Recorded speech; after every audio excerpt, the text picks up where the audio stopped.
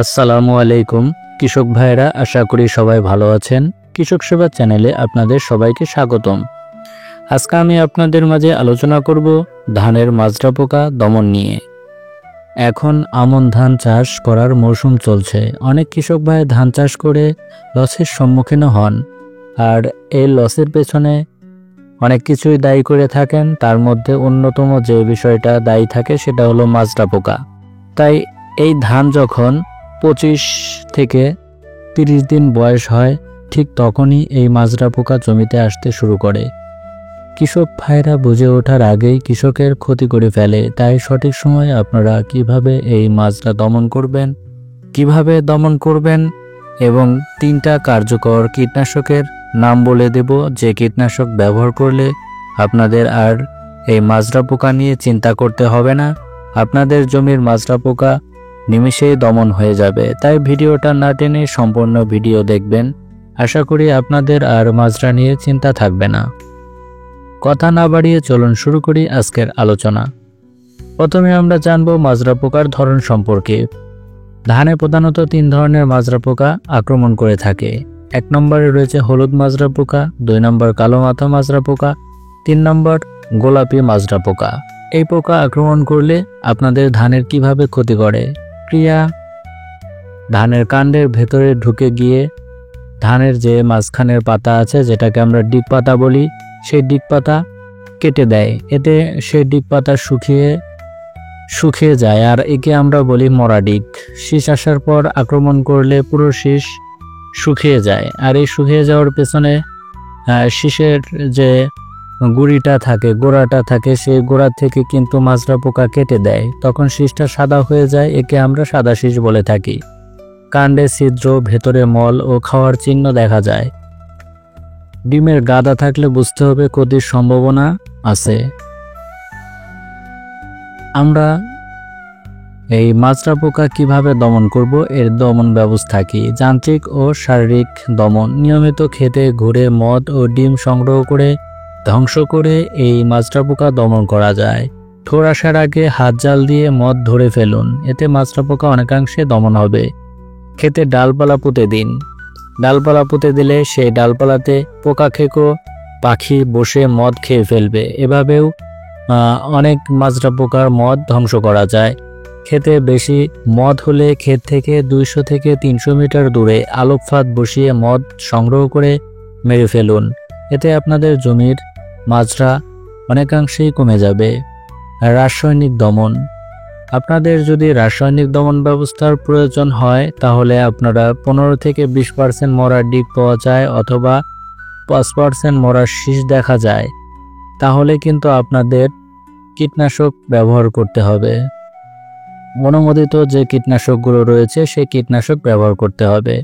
আপনাদের জমির 20 থেকে 25 দিন বয়স হলে পরে তখন আপনারা 10 থেকে 15% মরা ডিগ, অর্থাৎ আপনাদের যে পাশকাঠিগুলো রয়েছে বের হয়, সেই পাশকাঠিগুলো বড় হওয়ার পরে সেই পাশকাঠিগুলো যদি নিচ থেকে কেটে দেয়, তাহলে সেটা কিন্তু শুকিয়ে যায়, আর এটাকে আমরা মরা ডিগ বলি। প্রথমে জেনেছি মরা ডিগ সম্পর্কে। তো এই মরা ডিগের পরিমাণ যদি 10 থেকে 15% হয় এবং মরা শীষের পরিমাণ যদি 5% হয়, তাহলে কিন্তু আপনাদের অনুমোদিত কীটনাশক ব্যবহার করতে হবে।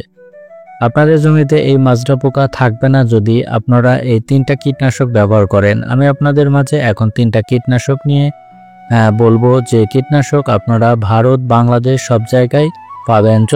চলুন জেনে নেই সেই কীটনাশকটা কি। তার আগে আমি বলবো, আপনাদের চ্যানেলটা সাবস্ক্রাইব না করে থাকলে আমার এই চ্যানেলটা সাবস্ক্রাইব করে দিবেন, আর যারা সাবস্ক্রাইব করেছেন তাদেরকে অনেক ধন্যবাদ।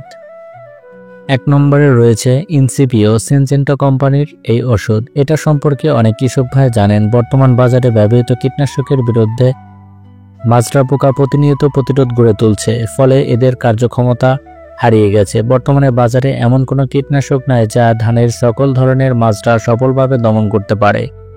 সেই জন্য বাংলাদেশের কৃষক ভাইরা দীর্ঘদিন ধরে অপেক্ষা করছে ধানের 2 ধরনের মাজরা দমনের জন্য একটি আধুনিক ও কার্যকর সমাধানের।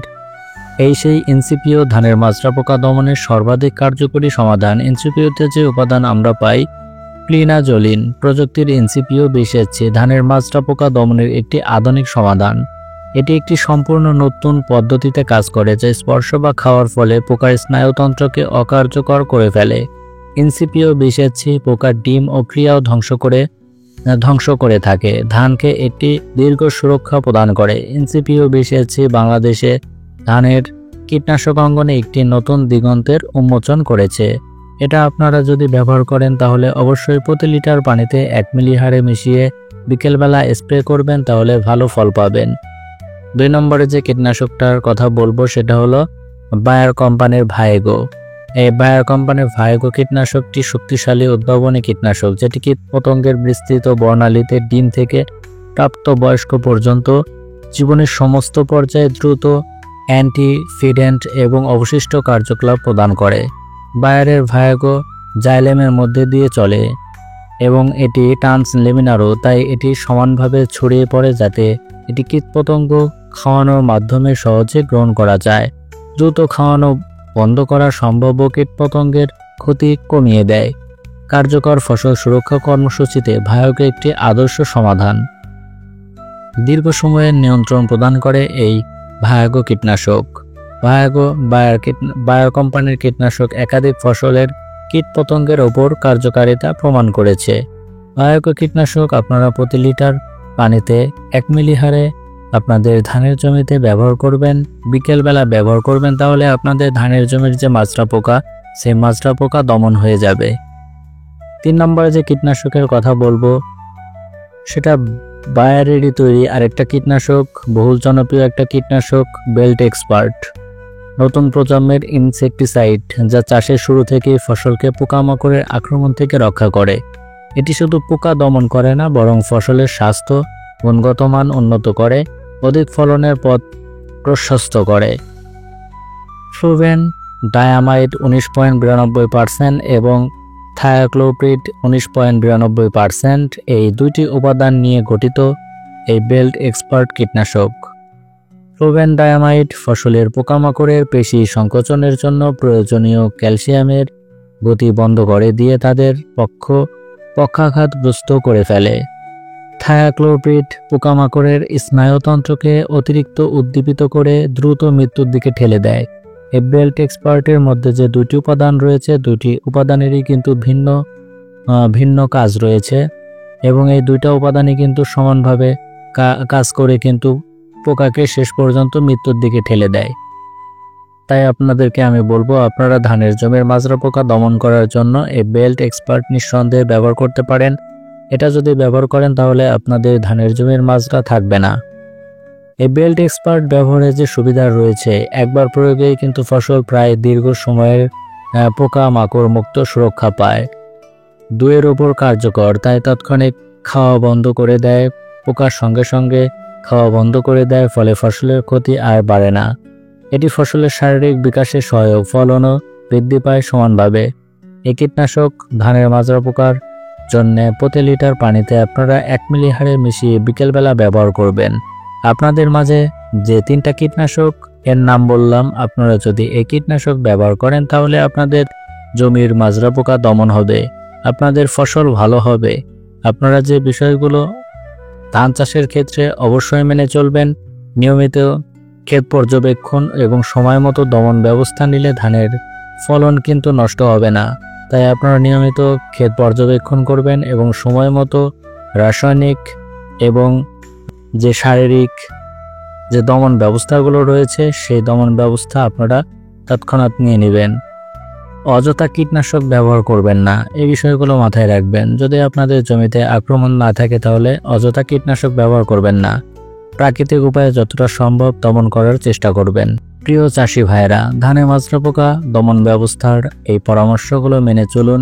নিয়মিত আমাদের চ্যানেল দেখে নতুন কৃষি পরামর্শ জেনে নিন। ধন্যবাদ। আজকে এ পর্যন্ত, আবার কথা হবে অন্য কোনো ভিডিওতে। আল্লাহ হাফেজ।